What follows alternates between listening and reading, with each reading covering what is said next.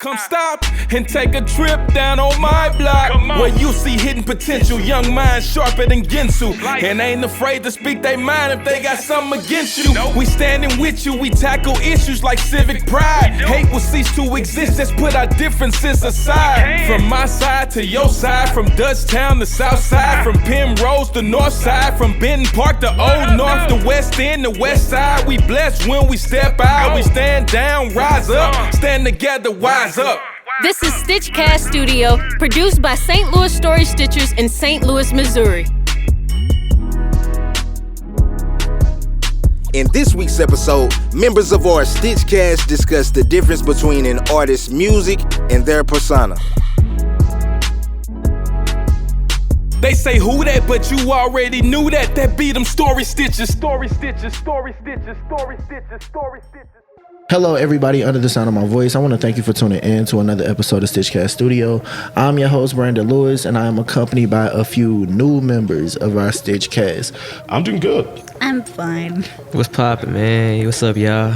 What's the word? What's good? Today, we have a podcast that's full of artists.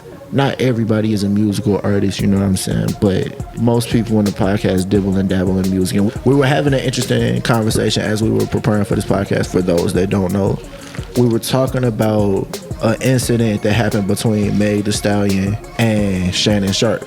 And when he brought her on his podcast, he apologized to her. And that was my first time hearing about the situation. I didn't know about the situation. Mm-hmm. But it did start a conversation in the room as to how much of your artistry should affect your personal life. So let's just get into it. How do y'all feel when a rapper makes street music? Should we assume that he a street person? Or if an artist is only making Christian music, should we assume that they're a Christian? Like, how do y'all feel about an artist representing who they are?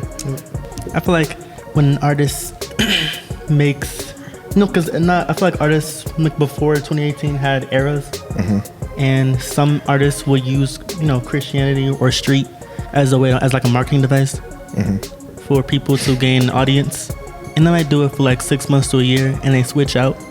Sometimes I really feel like a mainstream artist specifically who would use Christianity, let's say for instance, as a era, they would use it as a marketing tool to gain audience, and once they get it, and they get their streams after like a single or an album, they would, switch to something else. I feel like when people make music that's supposed to touch you, your spirit, or you put something that's supposed to relate to, they kind of do it as like an, as an act. You know what I'm saying? I don't really take an artist seriously if they're doing a Christian song or a street song, because I feel like the internet, nowadays is really just a fronting type of thing. So how much of what you put in your music should reflect who you are as a person? Everything.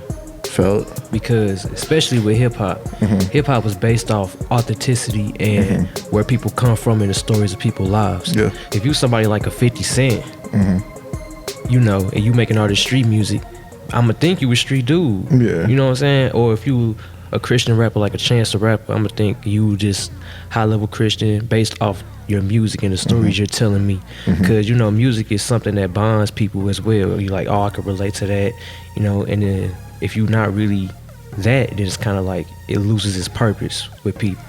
And then how you present yourself to the masses as an artist is very important, because people see you based off how you portray yourself.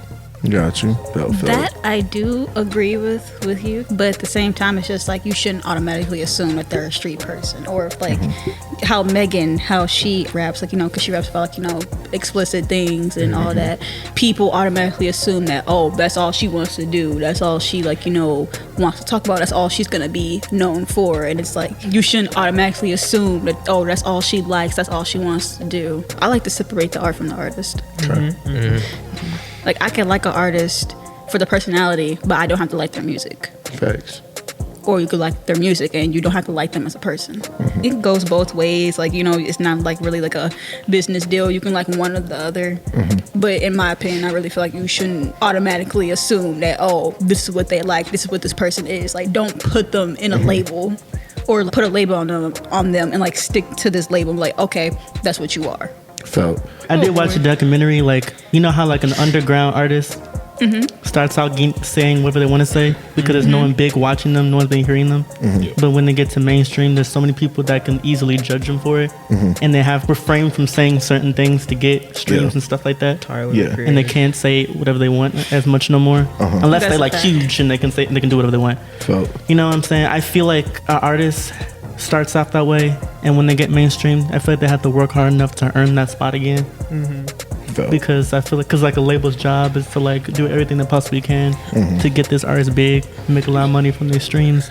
And if the artist is saying all these things they want to say, and they can be controversial to some people, because some people can take things to heart. Hey, what's going on, everybody? You already know what time it is. Time for another StitchCast Studio Arts Interlude. That's right, it's time to pick the city up. This week, we have a Story Stitchers original piece entitled St. Louis, St. Louis. St. Louis, St. Louis, you speak to me, giving me a vision, awakening a dream of you to be. I see you now. I see you to be world class. At last, a vast paradise of possibility, artistic and creative versatility, the center of cooperative capabilities, intimately imbued with the 314 energy, the energies of many like Maya Angelou, Nelly, Annie Malone, Bishop L. Scott, Story Stitchers, Central VPA, Word Up STL, Washu, and others. I finally see you now. I see you so clearly now. Now that the noise of poverty is few. Now with the funding of our public schools. Now with the youth's voices heard through and through the hues of black and white news. I knew I heard you speak. Opening the doors to those that knock, and knock till the knuckles bleed. I heard you decree unity in diversity, yes. Unity in diversity. Unity in diversity. I heard you. I heard you. St. Louis, you speak to me. And I'm listening to the integrity in your actions, the passion in your collective inclusion, relieved in your conclusions in resource distribution, refusing to be closed-minded and deciding that all should receive a portion, pouring into every cup, more into every cup, pouring in more of every cup, filled to the brim with possibilities, probable possibilities. Yes, St. Louis, we have possibilities. The possibility of a confluence no longer divided. My youth ever loved and guided. The killing subsided. Neighborhoods provided with opportunities to confide in each other with open arms instead of with hate pointing open arms. St. Louis, you speak to me. No, you speak to us, and we are listening with integrity, because St. Louis, we have possibilities. For years now, I made myself like a public figure when it comes to my songs and music, right? When you're in let's say you're in a group conversation and there was a controversial topic that was happening. I'm not gonna get into detail with it, but a controversial topic that was started. And you chose to respond. And so like what I mentioned was how when you write a song about a certain like serious topic, right? Let's say like mental health, right? And you mentioned a certain group of people that you're from, like you're part of, you're from. And when you say that, and there's someone who may not be the same place you grew up. I was writing about that in a song I was writing. And then like I publicly filmed myself like recording the song. And then there was someone who reached out to me and basically told me what I was saying was wrong. And what I was saying was basically like when you're in a friend group and everyone kind of falls into roles. The verse I was writing about was how that one person was like a punching bag in the group. And you know how like you may be the one artist in the group. This could be music. This could be content, painting, and you might be the odd one out who doesn't get taken seriously. You're the only one who does this artsy type of thing amongst this group. And when I was trying to like defend myself in this group, and it got kind of hectic. You know what I'm saying? Got a little heated. Yeah, a little heated. Yeah. My thing is, how does that start? You know what I'm saying? Like when I write a song and it might be controversial to people, how do you know, even if it's your own family members and they have a problem with it, how do you combat the issue? Yeah, like how do you defend it? You know what I'm saying? So I'm not saying like, you know, you shouldn't defend yourself. You most definitely should defend yourself, but at the same time, like, you know, like, watch what you say, because like if a person, honestly, in that story, that person feel like, and like basically feel like, oh, they were in the right and you were wrong, like, and it's just like you didn't say that. You're like, you know, able to have your own opinion about what I'm writing about, but at the same time, it's just like, don't state your opinion as if it's a fact of life. So like, all right, so first of all, the thing is, regardless of what your opinions are, there are going to be people that disagree and people that agree with it. You know what I'm saying? When you making music, so hey, I think you should take things for what they are. If it's something that you genuinely need to be corrected about, you know what I'm saying? So like maybe you're being insensitive on a certain issue or something like that, and people are trying to get you to be more sensitive to the people that you're talking about.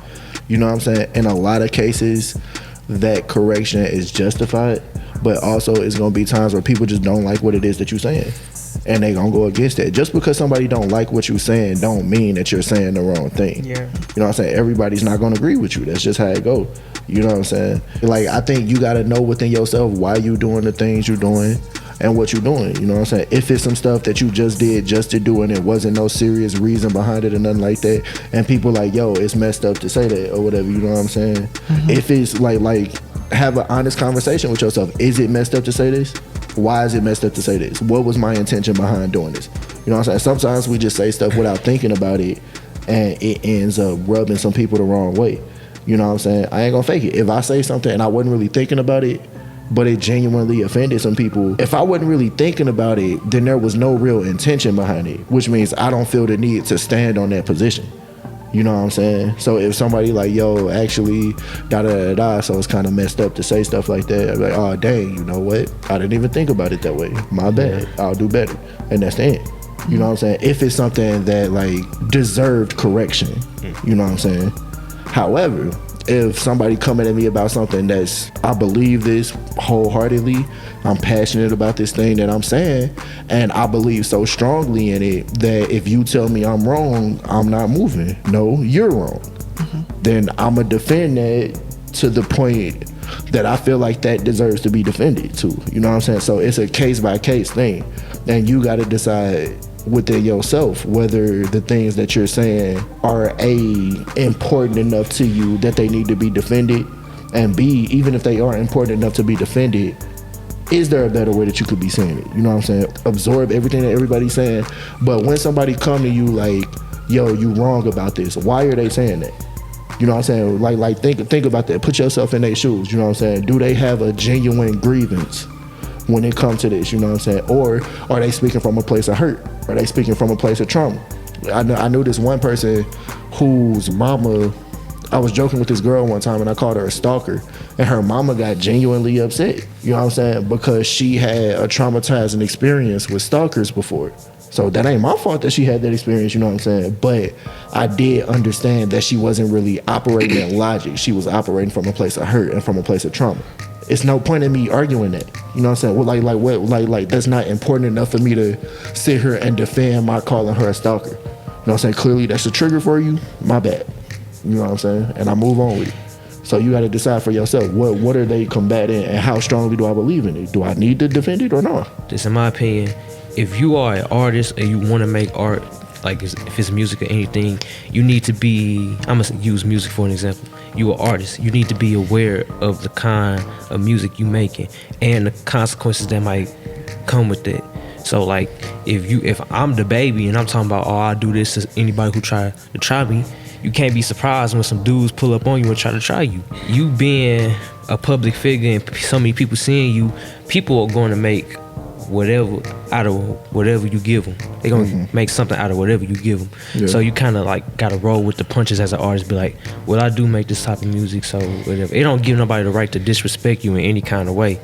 You know what I'm saying? But it's still, you gotta keep that in the back of your mind. Like, yeah, I do this, so I gotta, you know. That might, sure. Yeah, I do agree with that. And it's just like, well, I just wish at the same time, I just really wish that people, like, you know, that I really wish that, like, you know, common sense, like, you know, will come back in style too. And I wish common courtesy will come back in style, because, you know, a lot of people these days, they act like they don't got no common sense or common courtesy, because it's just like, I understand like fully what you're saying, but it's just like at the same time, it's just like, don't really assume. But you know, people gonna be people, so they gonna assume. People are gonna be They're gonna do what they're gonna do. You know, different common people sense gonna do ain't it. common. People are gonna be dummies, because that's why I said I really wish that common sense and common courtesy will come back in style. This person has a different opinion than me. I'm just gonna berate them. So like the thing is, people is gonna be people from the position of an artist specifically, right? If you're an active artist, as in like, you know, like let's say music, you know what I'm saying? If you're actively recording music and art and you're putting it out, once you put it out, you're giving people permission to judge it, because that's exactly what they're gonna do when they listen to it. Right. You know what I'm saying? That's how they go. That's just how they go, and that's why artists are usually sensitive, and artists are also a bit egotistical, you know what I'm saying? But it kind of takes a bit of egotisticism, whatever the word is. It kind of takes a bit of being egotistical to become a successful artist, if you consider being a successful artist breaking into the music industry. I actually got something to say about that. What? You know, she said Kanye. And I was Kanye like thinking, 3 times today. I was like, is Kanye's ego his fault or his fans' fault? I feel like that's his fault. I mean, like he had an ego his whole time. Like, yeah, but it didn't get his crazy mom till died. he I think it got worse. turned into the biggest rapper in the world. Like I he think became a it rock got star. worse after his mother's death. Yes, that's It got far more worse after. His I feel ego that. got worse. yeah. I don't know about it. Might have been like a checks and balance thing. Like his mama might have been the one that can, you know what I'm saying, tame him a little bit more. He said You know what I'm saying? that was the one woman who knew him best. Felt. But I will say, Kanye is also the same person that before he even had a record, he marched into a Def Jam meeting and just started rapping on the table. So I am the greatest artist in the world. Like he ain't even had no record out yet. Like so I feel like Kanye always, you know what I'm saying, been, or even Dave Chappelle got this story about how this was before Kanye made it, and this was when Dave Chappelle was doing the Chappelle show, and Kanye, Dave, Common, and a couple other artists were watching some of the takes from the show or whatever before it was about to come out or whatever. And he said even then Kanye was acting like how Kanye act now. Like he somebody called Kanye, you know, they was like, "What are you doing?" He was like, "I'm watching Never Before Seen footage of the Chappelle show," and he hung up the phone. Like that's like, you know what I'm saying? Like he kind of like been like this dude. Now I do think that the approval of the world inflated it, you know what I'm saying? Yeah. But if we gonna be all the way honest, for a lot of people, so first of all, arrogance is actually a symptom of insecurity. Like a lot of people think that arrogance means that you have too much confidence, but arrogance is actually closer related to insecurity than it is to being secure. Now, that being said, if we gonna be all the way honest, if you ain't got a firm foundation, and every time you walk in a room, you know what I'm saying, people acting like you a superstar, you know what I'm saying, every time if you an artist, every time you drop something or every time you do a performance or whatever the case is, mugs, acting like it's the greatest thing they've ever seen, you know what I'm saying, that inflates the ego. You know what I'm saying? Similar to how social media does. That's why we count likes, you know what I'm saying, and all of that. That's why we look at views and all of that, because we want to know that people watching us. Not only that, but we want to know that people have good things to say about us. You know what I'm saying? We want people. We want that dopamine. Yeah. It's the same feeling that you get when you smoke a cigarette. You know what I'm saying? That's why cigarettes become so addictive. You know what I'm saying? It releases a chemical called dopamine, which is similar to if somebody tell you look good or whatever the case is. You know what I'm saying? Like that's how that works. So it's kind of hard to not get a big ego if the world is telling you that you're amazing like that. You know what I'm saying? Yeah. But Kanye is a good idea. How much of Kanye's art should represent Kanye? Because Kanye make both. Kanye one of the few artists that make gospel music and secular music. So like all the biggest, like all the A-list artists that have around the same amount of fans, you know what I'm saying? Because Yeah. they kind of share with each other now because they're all really, really big. Do you think that the majority of like the conflict that happens between these artists are because of fans and not them, not the artists specifically themselves? Like I feel like they have a small conflict with each other, but then they move on and the fans just kind of bring that back to life again. In some cases for sure. I think interviewers, you know what I'm saying, media, whoever is in charge of pushing the narrative, and then the people that consume the narrative can definitely play a role in it. You know what I'm saying? Because it's different when the world is watching you. You know what I'm saying? When it's just a couple people watching you, you know, you could make a mistake or whatever, or do something wrong, get clowned by like 12 to 24 people, and then it's over with. You know what I'm saying? You could even move to another area and just be done. But let's take like the Drake and Kendrick thing, right? Where can Drake go right now that people won't be messing with him about the Kendrick thing? Nowhere. He really can't go Exactly. nowhere. That's what I'm saying. It's different when the world is watching you. You know what I'm saying? You under more pressure. Because if you don't respond, people will think you're a punk. But if you respond that it's not a good a record or song, If you then accept it's it. essentially just over. You're just digging your own grave. You feel me? And then it was essentially just him saying, "No, I didn't do nothing. You can't prove nothing." And that's essentially just him backpedaling. Yeah. I ain't gonna So- fake it though. Sometimes I feel like every time I listen to the song, I kind of just feel bad for Drake. Which song? Not like us. He deserves it. I don't care. I never liked Drake I don't anyway. mind. Because the reason why is See, now because was that fair? from artist What to did Drake artist, do? I feel like the big artists, they started off making music not only for passion, but they doing it to feed their families and stuff. And I feel like if his career is over, he's not making money anymore. He's like he's failing his personal life. No, And it's just it makes me was feel never bad for him now. that in a way the beef has kind of made light about the serious problem that pedophilia is, and I feel like honestly we should be side-eyeing both of these artists. Word. Story Stitch's creative youth development programs are supported in part by the Lewis Prize for Music's 2021 Accelerator Award. The mission of the Lewis Prize is to partner with leaders who create positive change by investing in young people through music.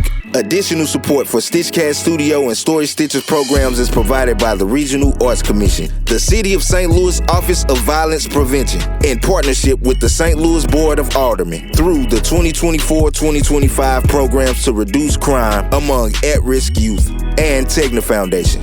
St. Louis Story Stitcher Studio, the center, is supported in part by Kransberg Arts Foundation, where Story Stitchers is a proud resident organization. Thank you for listening.